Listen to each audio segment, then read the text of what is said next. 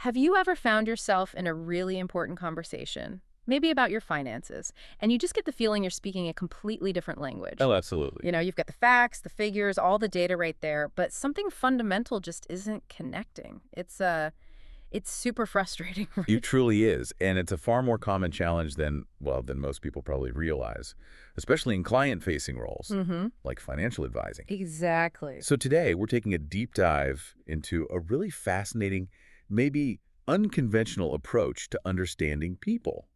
An approach that kind of promises a shortcut to building trust and connection. Okay, I'm intrigued. What are we looking at? Our sources are Rolex Reyes' book, The Advisor's Cheat Code, Yeah. face shapes, handwriting, and other tricks they didn't teach you in finance school, and also its Workbook Edition. Right, the advisor's cheat code. So our mission for this deep dive is basically to uncover these cheat codes. Yeah. Precisely. Tools that let anyone really in a client-facing job quickly size someone up, understand what makes them tick, adapt to their communication style, like right there on the spot, and build real rapport. Mm-hmm. Reyes calls it being Sherlock Holmes with a calculator. Yeah. Reading clients like a book.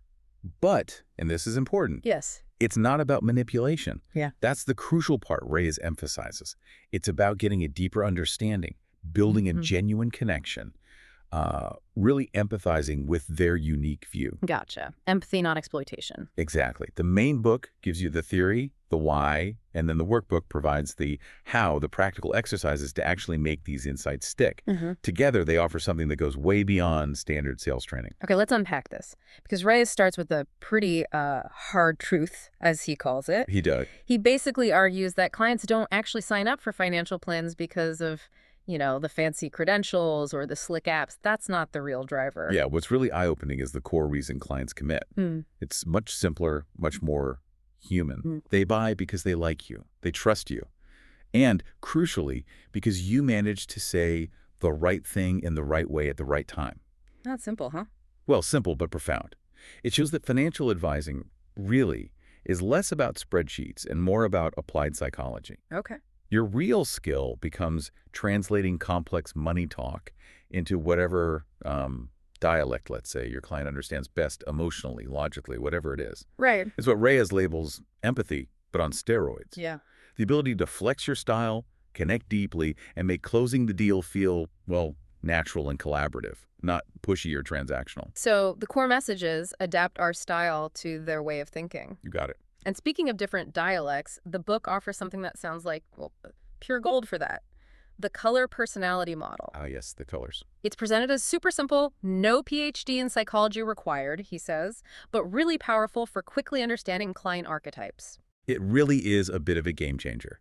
It gives you this quick mental map, The model breaks clients into 4 main types, each with their own traits, motivators, and importantly, how they prefer to be sold to. Okay, break it down for us. Maybe give us a couple of examples. Sure. Let's look at 2 really distinct types to see how it works. First, you've got the reds, the drivers. Right, okay. Think of your classic CEO types. They're bold, competitive, decisive, and honestly, often impatient. Huh. I know a few of those. Right. They want efficiency, clear results, tangible outcomes, fast. They absolutely hate fluff, long stories, anything that wastes their time. So how do you sell to a red? You cut straight to the chase. Talk results, bottom line, ROI. Instead of a long explanation of market trends, you'd say something like, look, this strategy puts you on track to retire 5 years earlier. Direct. Impactful. Reyes calls it the financial sniper rifle approach. Got it. Sniper rifle, precise, no messing around. Exactly. No long stories unless it's super concise and about a clear win. Now, completely different, you have the yellows, the nurturers. Yellows. Okay, the opposite. Pretty much.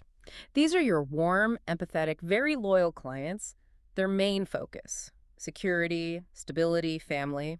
They really dislike aggressive tactics, feeling rushed, or any kind of conflict. Makes sense. So the approach is different. Totally different. With a yellow, you focus on family, legacy, peace of mind. You frame the plan around protecting loved ones. You might say, this plan is designed to ensure your children have financial stability no matter what happens. It's about giving you genuine peace of mind. Testimonials from other families. Super effective here. Wow, it's amazing how clear those patterns seem once you have the labels. I'm already picturing people, the client tapping their watch. Yeah. Red. Definitely. The one asking about grandkids' college funds before you even start Total yellow. The book does say people can be blends, though, right? But one usually dominates. Exactly. And that's why this matters, as Reyes puts it. When you speak their language, the red's need for action, the yellow's need for security, their defenses just drop. They feel understood, seen, respected. And when clients feel that, they're much more likely to trust you. With their money, sure, but also their future. Right. The key takeaway here is powerful.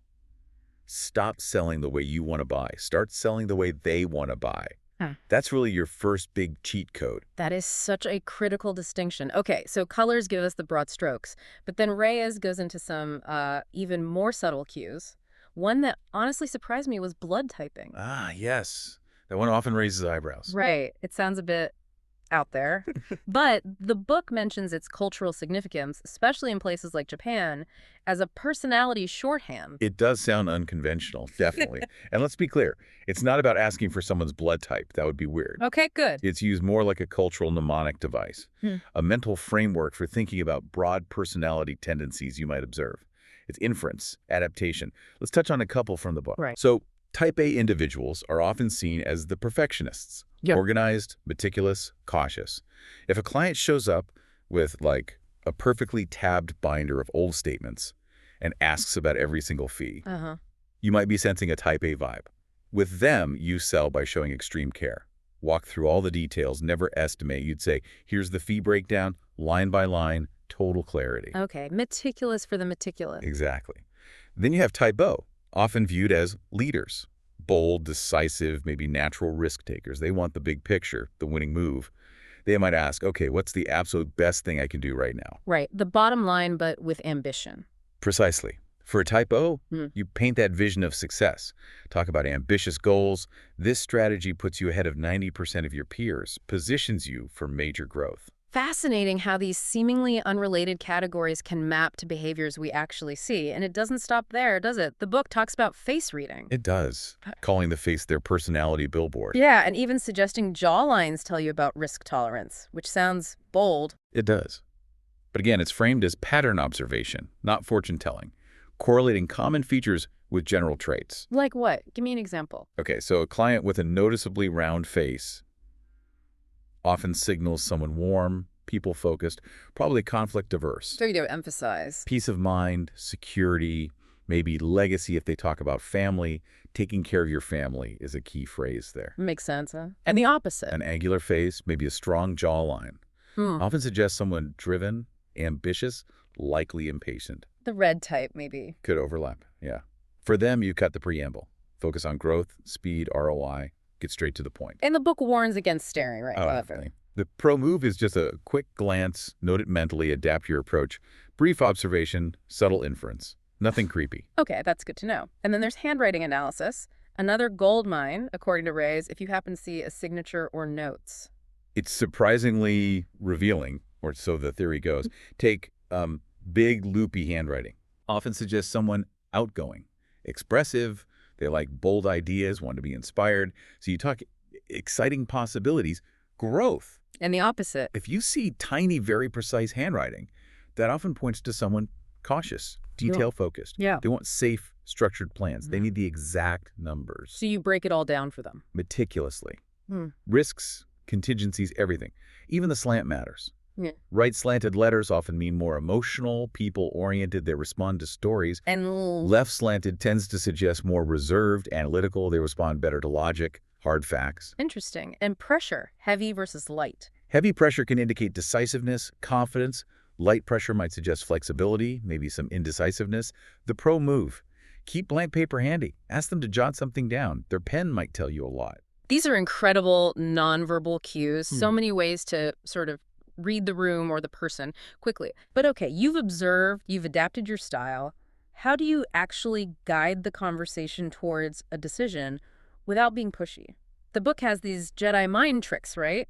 Techniques that don't feel like a hard sell. That's right. And these are grounded in psychological principles.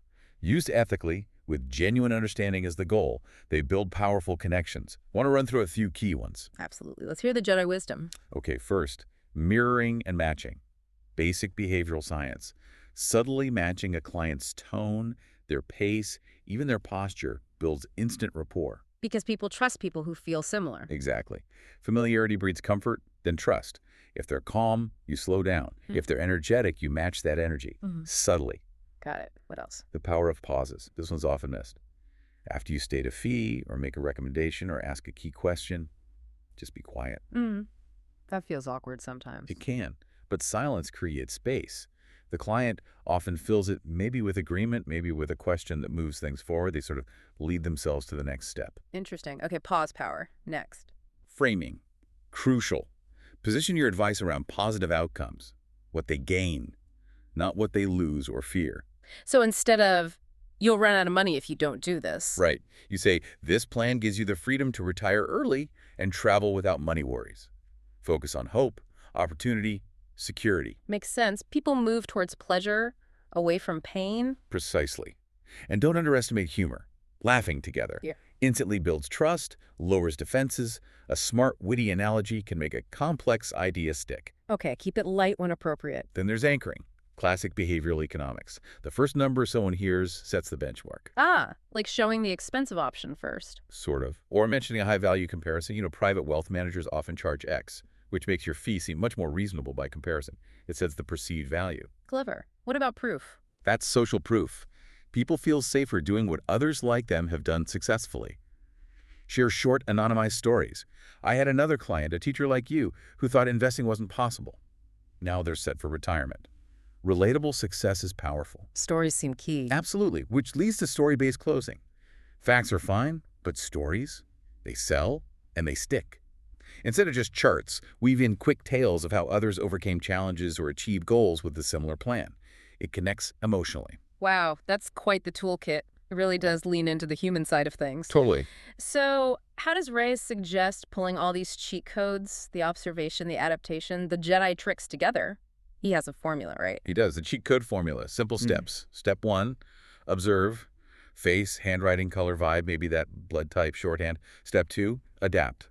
Match their style. Speak their language. Step 3, close. Use those integrity-based influence techniques we talked about. Observe, adapt, close. Oh, and he gives a great case study. The mixed client, the guy James. Ah, how does that work? So James walks in, sharp jawline, confident voice, looks like a classic red, maybe type O. Yeah. But then you notice his handwriting slants left, and he keeps asking for detailed reports.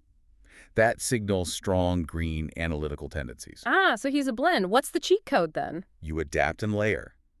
Open, bold, big picture, red style. This gets you to millionaire status by 60. Then immediately pivot to the green. And here are the detailed data sheets backing that up. You satisfy both his ambition and his need for proof. That's brilliant. It shows you can handle complexity. People aren't just one thing. Exactly. And for doing this quickly, in real time. Yeah. The book has that bonus cheat sheet, the 60-second client decoder. For like assessing someone super fast during meeting. Precisely. Boils it down. Scan the face, round, angular, eyes, jaw. Check the handwriting, big, small, slant, pressure. Yeah. Swat the color, red, blue, green, yellow. Maybe layer in the blood type vibe, AB, AB, O, as a quick mental note. Then deploy Jedi moves that fit. Mirroring, pausing, framing, maybe humor or anchoring. So you really can get a read and start adapting in less than a minute. That's the idea. It helps those initial walls just melt away faster because you're showing, non-verbally, that you get them, even before they fully explain themselves. It really drives home the main point, doesn't it? It does. That core conclusion. Advising, or really any role dealing with people, isn't just technical skill. Right. Your qualifications prove you can do the job, but your ability to read these subtle cues, faces, writing, personality styles that proves you're the one they trust because they feel genuinely understood, heard, connected. So let's leave our listeners with something to think about. Considering all these cheat codes we discussed, from spotting colors to framing your words, what's maybe just one immediate observation or one tiny adjustment you could make in your next important conversation. Yeah, whether that's with a client or a colleague, maybe even someone in your family. How could you use one of these ideas to build that rapport, that understanding, just a little bit more effectively?